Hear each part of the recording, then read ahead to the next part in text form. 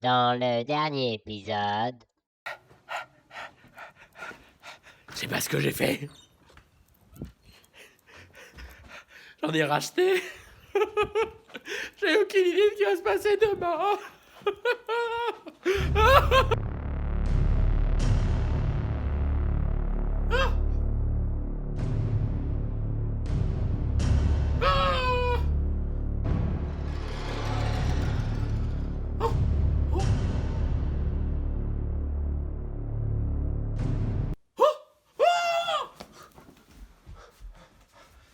Ah, dégage! Ah, sans patate!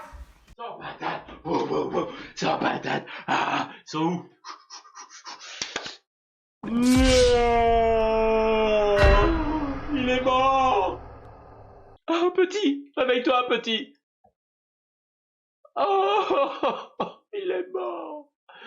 Puh! Non! Il y a des zéros partout! C'est zéro, c'est zéro!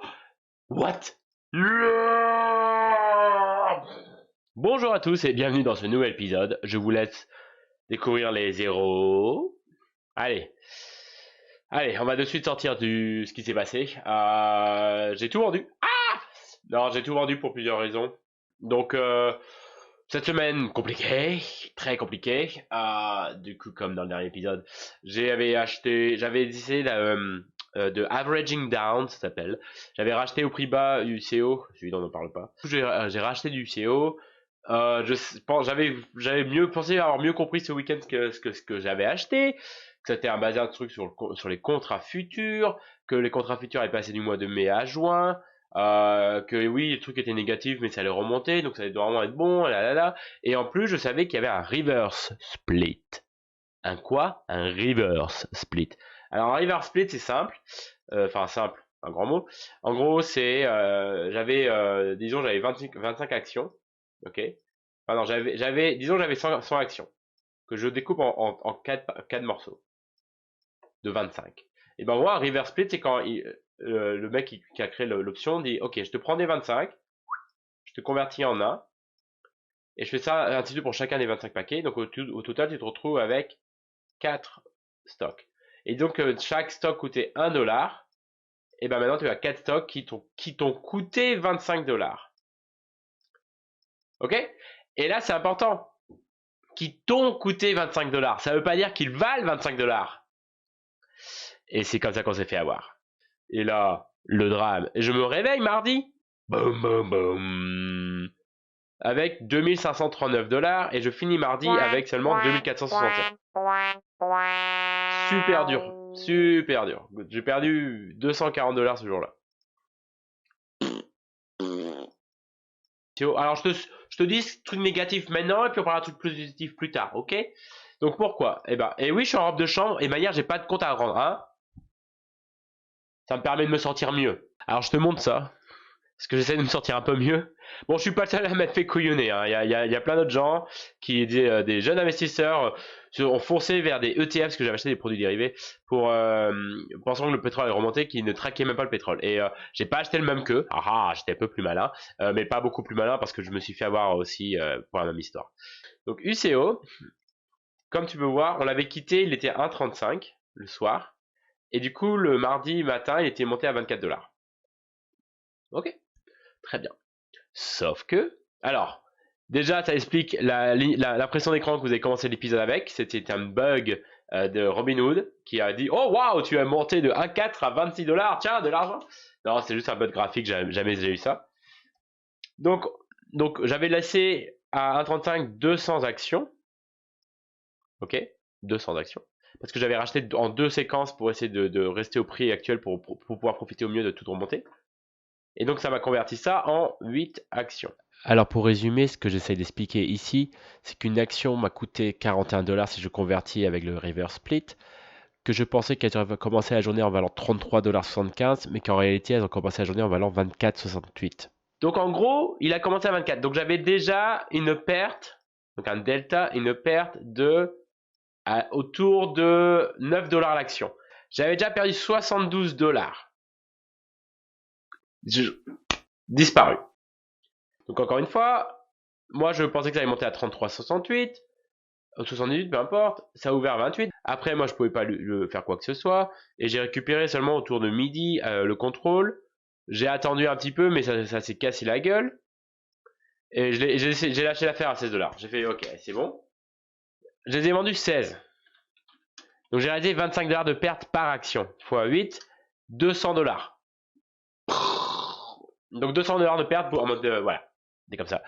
Alors tu vas me dire, mais pourquoi ça allait remonter? Ah oui, ça allait remonter. Observons. Le machin, il est effectivement, donc ça c'est 16, la ligne verte, c'est là où j'ai vendu. Alors oui, il est remonté, il a quasiment remonté à 19, puis il est redescendu, puis il est redescendu, puis il est redescendu. Et là il est à 16,51. Et enfin, oui, j'aurais pu attendre là. Alors, il y a eu, et encore, il y a une grosse remontée du pétrole ce jour-là. J'aurais pu attendre là. Et j'aurais réussi à récupérer, disons, 3 dollars l'action. J'aurais récupéré 24 dollars. J'avais quand même perdu 180 dollars à ce moment-là. Dans tous les cas, et je vais te montrer, et on pourrait parier, hein, je pourrais te dire, ce truc-là, il va jamais remonter. C'était une erreur, une grosse erreur. Ça, on Les est marqué dans le échecs. mais bon, tout ça parce que je pouvais pas accepter une perte de 33 dollars supplémentaires. Ça m'a coûté une perte de 200 dollars. Donc, voilà, leçon apprise. J'ai tout vendu, il n'y a aucun stock ici, là, c'est vide. J'ai tout vendu. Et il me reste maintenant 2183 que j'attends qu'il se soit cleared. Mais quand même quelque chose, 283 dollars de gain en l'espace de 4 semaines de trading.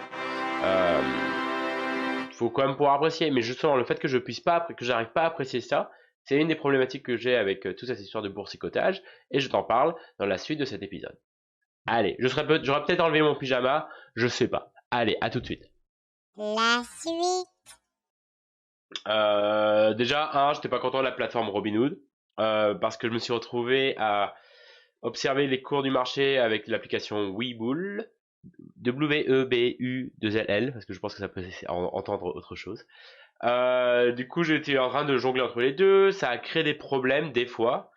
Et finalement, à jongler entre tous les outils, ça fait des problèmes, plus de problèmes qu'autre chose. Je pense qu'aussi je vais attendre pour de recommencer en juin. Je pense que l'histoire du confinement c'est compliqué, puisque ce que j'ai expliqué dans une de mes premières vidéos, c'était vraiment l'importance de diversifier, d'avoir une bonne stratégie, de suivre la stratégie. Et en fait, je me suis retrouvé vu que dans la situation du confinement où j'ai tout le temps accès à mon ordinateur, l'application sur le téléphone, ce qui est, je pense que plutôt négatif en réalité. Du coup, tu as tout le temps la possibilité de faire des actions et en fait, elles se sont relevées plus souvent une mauvaise. Les décisions prises sur le web comme ça étaient plus mauvaises que celles qui étaient bien posées, bien réfléchies. Je vais attendre juin, je vais attendre que la situation se calme pour changer. Là, c'est comme si j'avais choisi le jeu en mode hardcore. Un truc aussi que j'ai découvert, c'est que bah là, encore une fois, je disais, c'est avec un peu de recherche. Bon, j'ai menti. Ça prend vachement de temps. Je me suis retrouvé à écrire plein de choses, à faire de la recherche. Mais ce qui en même temps aussi était un avantage puisque j'ai appris beaucoup de choses. Et donc aussi 283 dollars de gain. Alors ça c'est super bon. C'est super positif. C'est quand même 12% de gain en l'espace de 20 jours de trading. Avant cette semaine, j'étais à 22% de retour, donc et par rapport au marché qui était à même pas 10%, donc j'étais content. J'étais haha, tu vois, ça valait vraiment le coup. Et je vais te montrer une autre façon de voir ça. Que j'avais rentré au début que j'ai commencé à faire ces vidéos, donc autour du 13 avril, j'avais rentré toutes les actions que je possédais à ce moment-là, que j'avais pas vendues. Et je me disais, ok, combien est-ce qu'elles vaudraient aujourd'hui dans l'idée de se dire, si j'avais pas essayé de boursicoter au jour le jour, essayer de faire différentes stratégies, où est-ce que j'en serais? Mais en gros, du coup, si j'avais fait juste, si j'avais rien laissé faire, la valeur de mes actions serait de 2417 après fermeture du marché de vendredi. Donc j'aurais réalisé 66 dollars de gains, auquel il faudrait ajouter les gains que j'avais réalisés auparavant. Mais ce que j'essaye de faire, en tout cas, ce que j'essaie de faire, c'est de me dire, est-ce que ce que je fais, ça vaut le coup? Alors la réponse, ben, ça dépend. Oui, j'ai réalisé 283 dollars de gains, c'est bien.